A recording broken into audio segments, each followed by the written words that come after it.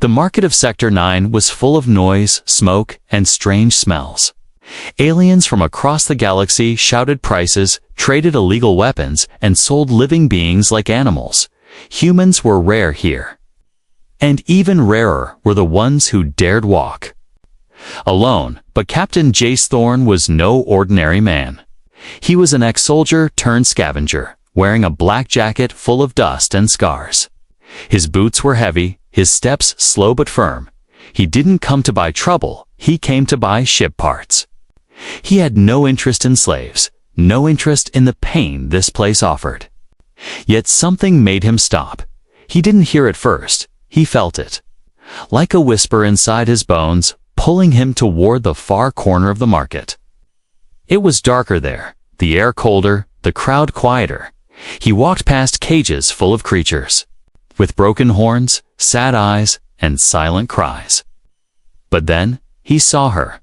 A small figure, curled in the corner of a metal cage, knees to chest, shaking like a leaf in the wind.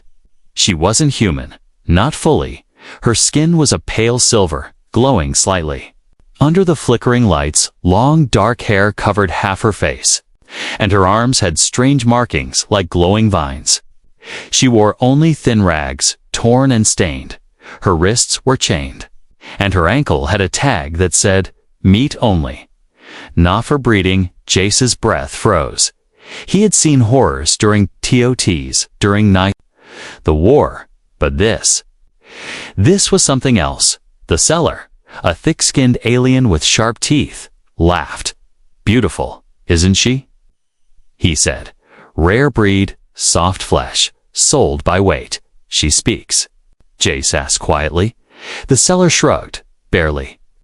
"We cut her voice once, but it grew back. These freaks heal fast." Jace didn't reply. He just crouched near the cage, locking eyes with her. For a moment, she didn't move. Then, slowly, her lips parted. "Don't leave me here," she whispered, her voice like wind in ruins, "sold for meat. Human, hold me, use me, just get me out of here." Jace felt his stomach turn, not from her words, but from the way she said them like they were normal, like she expected him to use her, hurt her, or eat her. Like she didn't believe rescue was real. He reached out gently, his fingers brushing the cold bars. "I'm not here to hurt you," he said softly, but she flinched like a beaten animal. Her back hitting the cage wall, the seller laughed again, scared of kindness now. "That's how you train M. How much?" Jace asked, his voice cold. "By weight, or full package?" "All of her." The seller's grin widened. "That'll be 2,000 credits. Jace didn't blink, didn't argue. He tossed his wrist chip on the scanner. Transaction approved. The cage door opened with a rusty creak. She didn't move, still crouched, breathing fast, eyes wide with fear. Jace stepped in slowly, took off his jacket and wrapped it around her shoulders. She looked up at him, confused, frightened, but not running. When he offered his hand, she hesitated. Then, finally, her fingers touched his. "Do you have a name?" he asked. She shook her head slowly, then whispered, "I forgot it." Long ago, he didn't ask again. He just carried her, light as a feather. Out of the dark market, every step echoed in silence, as if the whole world watched, back at his ship. Jace laid her gently on a warm bed. She clutched the jacket like armor, watching his every move. He brought water and soft food, but she didn't eat. She only asked, "What will you do with me now that I'm yours?" Jace sat beside her, tired eyes meeting hers. "You're not mine," he said. "You're free." But she didn't believe him. Not yet. She had heard too many lies, felt too much pain. Still, in that quiet room on a stolen ship, for the first time in her life, she wasn't in a cage. And Jace knew something he didn't plan had begun. Something bigger than war, bigger than profit. This girl, this broken soul, was more than she appeared, and someone out there would come looking for her. The ship floated quietly in orbit. Above the dead moon, inside the small medical bay, the girl lay still, wrapped in a clean blanket. Her breathing soft but uneasy. She hadn't spoken since they left the market. She hadn't eaten either. Jace Thorne stood nearby, arms crossed, eyes fixed on her. He had seen broken soldiers, injured kids, and dying friends, but never someone so silent, so completely lost. The scanner beeped softly, reading her vitals. Her heart rate was slow but steady, blood pressure low, and strange, her blood wasn't just alien, it was wrong, too perfect, too advanced. He frowned and turned off the monitor. "Who are you?" he whispered, but she didn't answer. She just stared at the wall, as if her soul had escaped long ago. Later,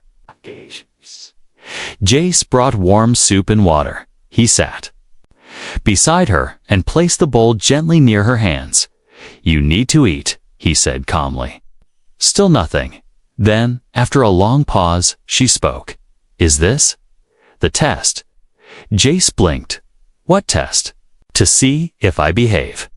If I'm good enough to keep." His jaw clenched. "No," he said firmly.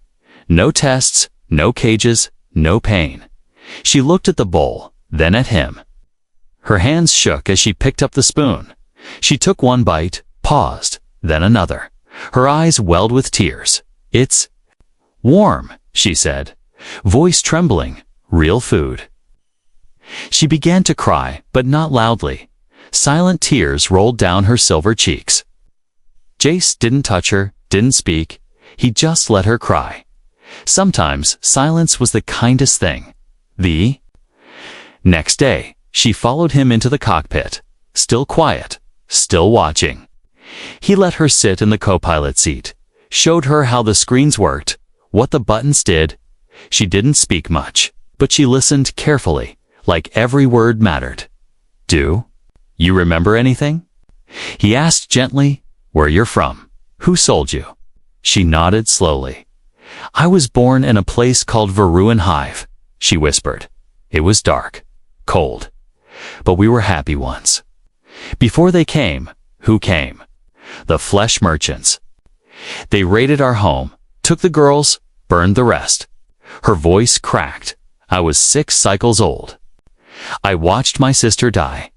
Jace's fists tightened on the steering handles. "I'm sorry," he said, voice low. She looked at him again, this time with something new, curiosity. Maybe even trust. "You don't talk like the others." She said, "Like who?" "The buyers. They only cared about flesh." She leaned closer, voice almost a whisper. "Why didn't you touch me when we were alone?" Jace met her eyes, calm and steady. "Because you're not a thing," he said. "You're a person." She smiled just barely, a small crack in the wall she'd built for years. Later that night, she asked for a shower. He showed her the bathroom, left clean clothes and a towel. When she came out, her hair was wet, her skin glowing faintly under the lights. She wore one of his shirts, way too big and looked almost normal, but the collar of the shirt hung loose, revealing scars on her back. Old ones, deep, ugly, burned into her skin like brands. Jace said nothing. She saw him staring and quickly pulled the shirt up. "Do they bother you?" she asked quietly. "No," he said, "but they anger me." She didn't expect that answer, didn't know what to say. So she sat beside him, closer than before, and for a long time. They just looked at the stars through the glass. Later, while she slept, Jace did a quiet scan of her blood again. The results shocked him. Her body had healing cells far more advanced than human tech. She could survive wounds that would kill most soldiers. Her DNA showed hybrid markers, ancient, maybe even engineered. She wasn't just some alien slave, she was something valuable, something designed. Jace leaned back in his chair, mind racing. Someone had wanted her raised as food, but why? What secret was inside her blood, and how many others had already been harvested? He looked at the sleeping girl again, peaceful now, fingers curled around the edge of the blanket like a child. He made a silent promise to himself. Whoever tried to break her, whoever sold her, branded her, fed her lies, he would find them, and he would make them pay. The girl stood near the window of the ship, her bare feet resting lightly on the cool metal floor. Outside, the stars looked endless, glowing like tiny hopes in the dark. She had never seen real stars before, not through a clean window. Not. Without bars, Jace watched her from the pilot's chair, pretending to check the navigation, but truthfully, he was watching her. The way she breathed slower now. The way her shoulders weren't always tense, like some invisible chain around her neck had started to loosen. He cleared his throat. "You're up early?" he said. She nodded, not turning around. "I had a dream," she whispered. "What kind of dream?" Her voice lowered. "I was free. But it felt wrong. Like I was breaking a rule." Jace stood up, walked to her side slowly. "There are no rules here," he said softly. "No masters, no cages." She finally looked at him, her silver eyes glowing faintly in the soft ship light. "You talk different," she said. "You move different. You're not like them." Jace raised an eyebrow. "Them." "The buyers, the hunters. The ones who looked at me like meat." He said nothing at first, then replied, "Maybe that's because I've seen too much of what they do." She tilted her head, curious. "You were in a war." Jace nodded slowly. "Long one. We fought to protect people, but in the end, the galaxy didn't care who won. We just became another broken piece." For a moment, they both stood there in silence, two different lives, shaped by pain, now flying in the same small ship. Later, she joined him in the engine room. He showed her the tools, explained how the ship stayed flying. She listened carefully, asking questions like a curious child. She even smiled when he handed her a small laser wrench. "Is this really safe?" she asked, looking at it like it was magic. "As long as you don't point it at your face." He joked. She laughed. A short laugh, but real. The sound echoed in the small space like light in darkness. Jace stopped what he was doing, surprised. It was the first the warning siren broke the silence. A red light flashed across the ship's control panel. Jace rushed to the cockpit, scanning the radar screen. Two ships were approaching fast, silent and armed. Not pirates, not merchants. Hunters, he cursed under his breath. They had found them, too soon. He grabbed the comm and locked down the ship. "Stay in your room," he told her. "Ow. Don't open the door until I say." Her voice came through, soft but shaking. "They've come for me, haven't they?" "Yes," Jace answered, loading his pulse rifle. "But they're not taking you outside the ship." The two hunter crafts circled like vultures. One sent a message: "Surrender the cargo. Human, and we'll let you live." Jace didn't reply. He activated the defense grid, dropped the ship into silent mode. This was a fight he didn't want but would not run from. He had faced worse in war, but this time he wasn't protecting soldiers, he was protecting her. In the small room behind the engine core, the girl crouched beside the wall. She could feel the tremble in the floor as weapons powered up her body. Wanted to run, to hide, but her heart whispered something else: fight. She wasn't trained. She wasn't a warrior, but something deep inside her awakened a memory, a flash of hands glowing with light, of voices chanting in her mind. Was it real? Or just a dream from the pain? Jace fired first. A plasma shot from the turret blasted into the left wing of the lead hunter ship. It swerved, but didn't fall. The second ship returned fire, rocking his ship hard. Inside, wires sparked. Systems flickered. Jace gritted his teeth and pushed the power core to max. "You want her?" he growled. "Then come and get her." The girl crawled to the door, opened it slightly.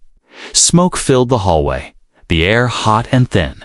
She saw Jace limping down the corridor, his shoulder bleeding, rifle in hand. "You're hurt," he cried. Running to him, "I've had worse," he replied with a grin. But it faded fast. They're boarding. I need you to stay hidden. But she shook her head. No more cages. No more hiding. Her eyes glowed faintly, just like before Silver. Fire under her skin. Jace stared at her, something clicking in his mind. You're activating, he said slowly. She didn't understand. But she could feel something burning inside her veins. The outer hull exploded. A hunter stepped through the smoke tunnel, armored weapons ready. His helmet scanned the room. Locking on her instantly. There she is. The hunter growled. Royal meat. Worth more than a fleet, Jace raised his rifle butt. The hunter fired first. A stun blast hit him square in the chest. He collapsed, groaning, still awake but paralyzed. The girl screamed and rushed to him. The hunter laughed, aiming again. But something snapped inside her. She turned, eyes glowing white now, her veins lit like stars. Her hands shaking with power she didn't understand. No more cages, she whispered. She raised her hand. The corridor exploded with light. The hunter flew backward, slammed into the wall, his armor melting like paper. She fell to her knees, breathing hard, her body steaming. Jace blinked, shocked. You just melted him, he gasped. I didn't mean to, she cried. It just happened. He pulled himself up, still in pain. That wasn't normal. That was tech or magic or both.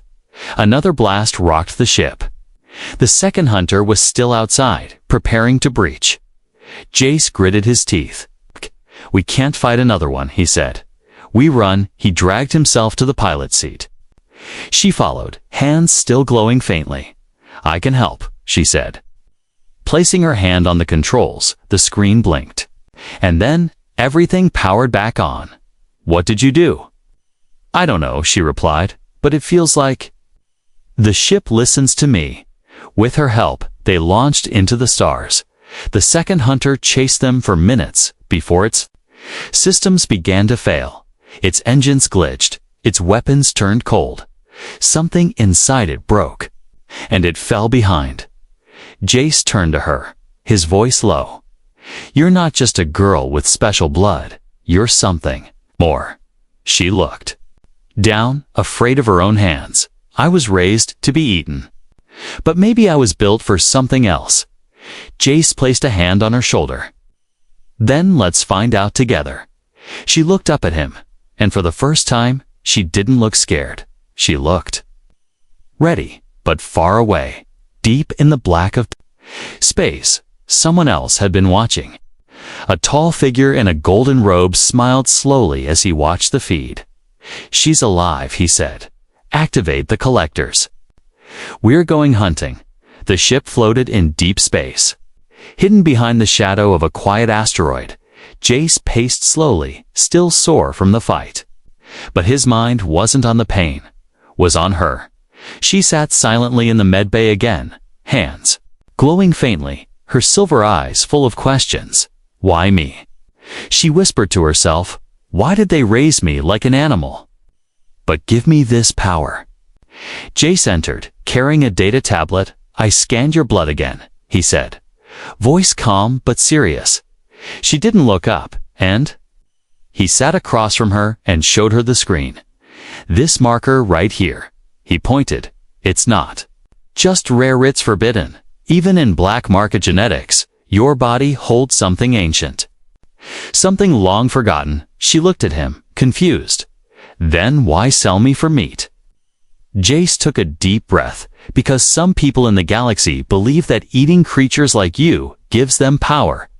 It's an old belief, dark and cruel, but in your case, it might actually be true.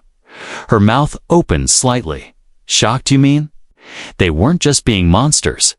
They wanted to absorb my bloodline. Jace nodded. You're not just a victim, you're a key to something far bigger. Your DNA. It's part of a species that was thought extinct. Royal blood, maybe even a weapon once created to rule galaxies. She backed away from him, shaking her head. I don't want this, she said, tears forming. I don't want to be rare or royal. I just want it to be normal. Jace stepped closer, voice steady. "You didn't choose what you are," he said gently. "But now, you choose what you do with it." Later, in the ship's small library, she sat alone, reading old digital records Jace had saved. She learned about the Varuan royal line, an alien race with skin like starlight and minds that could speak to machines. They disappeared centuries ago after a great war. No one knew what happened to them, but now she knew the truth. She was one of them, or at least a child of their blood, bred in silence, raised in chains, but not broken. A beeping sound interrupted her thoughts. The ship's scanner picked up something small approaching, too small to be a ship, too fast to be a rock. Jace. She called. He ran to the console, eyes narrowing. "It's a probe," he said, "encrypted." From the collectors, her heart dropped. "Collectors?" "Elite hunters," he replied. "They collect rare species, weapons, artifacts, and sometimes people." She shivered. "I thought the market was bad," she whispered. Jace nodded. "The collectors make the market look like a playground." He grabbed the controls, turned the ship's course, hard. "We can't let them find you again, but we need answers," she said, her voice stronger than before. "We need to know who created me, who sold me, and who else they're planning to use." Jace looked at her carefully. "You want to go back?" She took a breath, then nodded. "Yes," she said, "but not to be taken.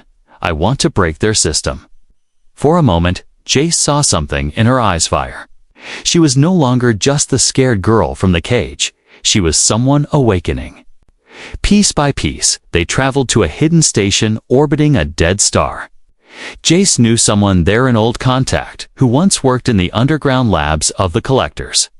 A blind alien named Raka, with wires plugged into his skull and metal. Arms that clicked when he moved. "She is one of them, isn't she?" Raka said the moment he saw her. Jace nodded. "Tell us what you know." Raka connected her blood scan into his old terminal. Symbols flashed across the screen, ancient ones, glowing red. "She's part of Project Echo," Raka said slowly. "A secret breeding experiment. The goal was to revive the Varuan bloodline by mixing them with other species. But something went wrong. Too many failed. Only a few lived." She stared at the screen, cold inside. "Failed. Like experiments." "Yes," Raka said. "You are the only one that survived past childhood." She felt her knees go weak. The cage hadn't been the beginning. It was just the final stop in a long line of pain. "But why was I sold?" she asked. Raka's voice turned bitter. "Because they couldn't control you," he said. "You healed too fast, resisted the brain implants. So they dumped you into the meat market." Hoping no one would find the truth, Jace looked at her, his voice strong now. "They failed. Because you're still here." She wiped her tears, her face calm but burning with purpose. "I want to burn it all down," she whispered. "The labs, the chains, the ones who fed on us like monsters." Raka smiled faintly. "Then you'll need help," he said. "There's a ship, hidden deep in the collector's graveyard, a Varuan relic. Still alive. Find it. And you'll find your true power." Jace nodded, already planning the course. She looked at the stars again, not with fear, but with fire. "I was born to be food," she said softly. "But now I'll be the nightmare they never expected." The ship dropped out of hyperspace above a dead gray world. Beneath them, broken towers rose from the ash like the bones of giants. This was Vault 13. The Collector's secret graveyard, a planet once used to hide forgotten ships, failed weapons, and things too dangerous to keep. Jace stood at the controls, scanning the surface. There, he pointed. That canyon-deep energy readings, buried tech. It could be the Varuan ship Raka mentioned. She stood beside him, no longer trembling. Her hair was tied back now, her body covered in light armor made from parts Jace had built for her. Her eyes still glowed, faintly but, now with control, not fear. "Let's go," she said, voice calm but firm. They landed on the edge of the canyon, the wind screaming around them. Every step down was steep. The rocks sharp, but she moved without slowing. Jace followed, rifle ready, senses sharp, halfway down. They saw it half buried in stone, a ship. Like no other, its hull was black glass and gold, glowing softly even after centuries. It didn't look dead, it looked asleep. "This is alive," she whispered, reaching out. The moment her fingers touched the surface, the ship breathed. Lights lit up across its body, symbols glowing in the rock around it. A deep hum echoed across the canyon like a heartbeat returning after death. Jace stepped back, stunned. "It's waking up." Because of you, suddenly, the sky above them darkened. A giant ship dropped through the clouds, sleek and deadly Collector-class dreadnought. Jace cursed. "They followed us." The Collector voice echoed through speakers. "Surrender the Varuan subject," the voice demanded, "or be destroyed." She looked at Jace, fear flashing across her face, but it didn't stay. "Not this time. They want a queen," she said, "but I'm not theirs." She turned to the Varuan ship and placed her palm on the entrance gate. The ship reacted, instantly opening a glowing path inside. Jace hesitated. "We don't know what's in there. We have no choice." She said, "Trust me." Inside, the ship was warm and bright, like walking through starlight. The walls moved gently with her steps, like it recognized her. A glowing sphere rose from the floor, scanning her body slowly. Then it spoke in her mind. "Welcome, Echo 1. Your blood has awakened the throne." She gasped, grabbing Jace's arm. "It called me Echo 1. He nodded, trying to understand. "You were their first successful hybrid. This ship was made for you." Outside, the Collector dreadnought opened fire. Explosions hit the canyon, shaking everything. Stone collapsed around the Varuan ship, but it didn't break. The glowing sphere spoke again. "Shall we launch?" She looked at Jace, breathless. "Can I fly it?" Jace smiled. "You were born to." The Varuan ship lifted from the canyon in a blast of light. Its engines made no sound, but the power shook the mountain. The Collector dreadnought turned to face them, launching missiles, but the Varuan ship didn't dodge. It absorbed the missiles like drops of water.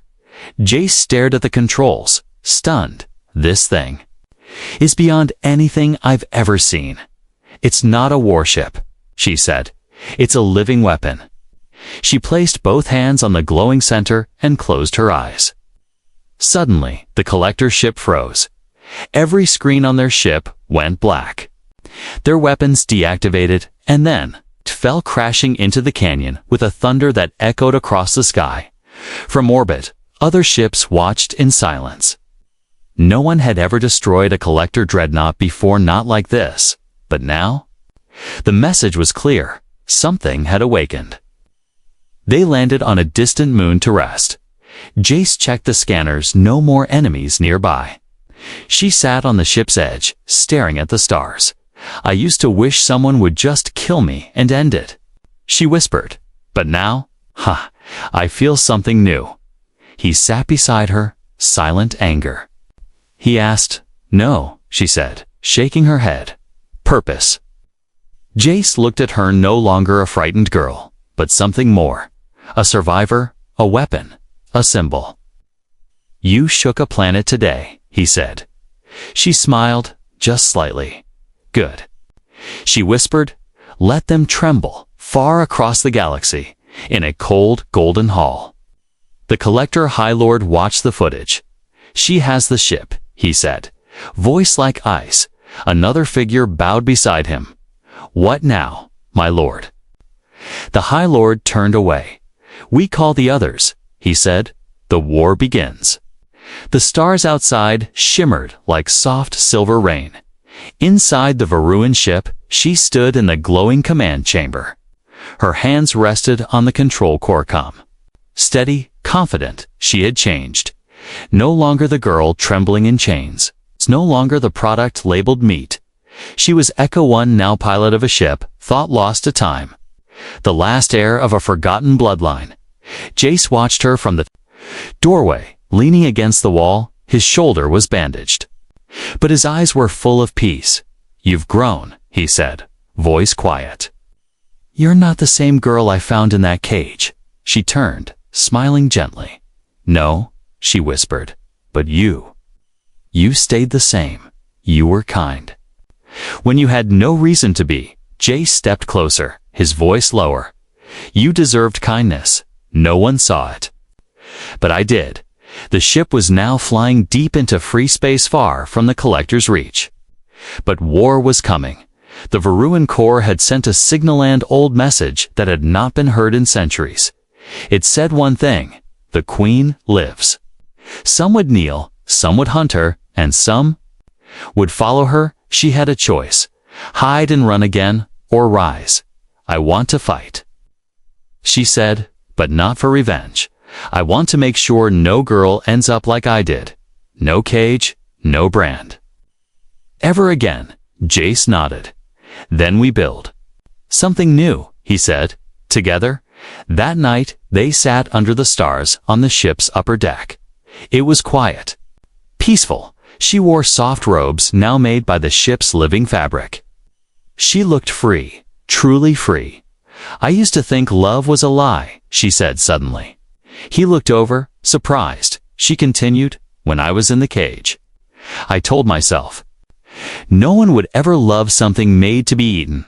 But then you looked at me and didn't see meat. You saw me." Jace didn't speak at first. Then he reached for her hand slowly, gently, and she didn't pull away. "I didn't save. You too get something," he said. "I saved you." Because it was right, she looked into his eyes. "I know," she whispered. "That's why I want to give you something." She stood up, the stars behind her. Tears welled in her eyes, but this time, not from fear, from something softer, warmer. She placed her hand on his chest. "You saved me," she said, voice shaking. "So now, let me be yours." Jace froze. "You don't have to." "I want to," she interrupted. "I don't want to be owned. I want to belong to someone who saw me as more than flesh." Jace took her hand in both of his. "I never thought I'd love again," he said. "War took everything from me. But then I found you." They kissed under the stars, not like strangers, not like heroes, but like two broken souls who had found something whole for the first time. She felt safe, not because of the ship, not because of her powers, but because someone had stayed when he could have walked away, and in that safety, she bloomed. Weeks later, a signal came through a rebel fleet, small and outnumbered, surrounded by collector destroyers. She didn't hesitate. "This is Ecto 1. She said over the comms. "I'm coming." The rebel captain's voice trembled. "Ecto 1. That's just a myth. Not anymore." She replied. Her Varuan ship soared through hyperspace, cutting across the stars like a blade of light. When she arrived, the battlefield paused. Collectors froze. Rebels watched with hope. And then she attacked. Her ship moved like no other, silent, smooth, alive. It disabled 10 enemy vessels without firing a single shot, using energy waves, signal hacks, and ancient Varuan tech. The collectors fled, the rebels cheered, and across the galaxy, whispers spread. The girl who was sold for meat had become a queen.